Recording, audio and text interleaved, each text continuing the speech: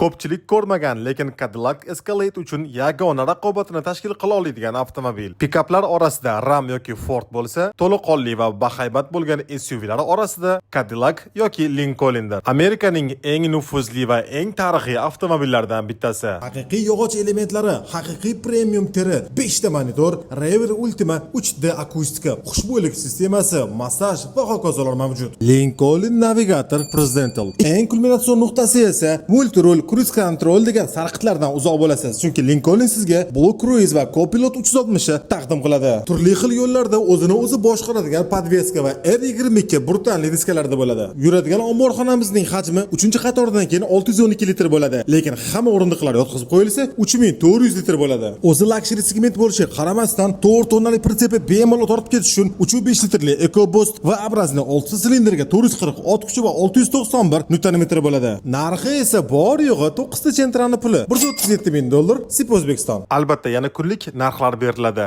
O'zbek segmentiga deyarli ko'rsatilmaydigan inomarkalarning kunlik narxi, batafsil ma'lumoti va bojxona to'lovlarini eksklyuzivniy Telegram kanalimiz orqali batafsil yoritib boramiz. Havola profilning yuqori qismida.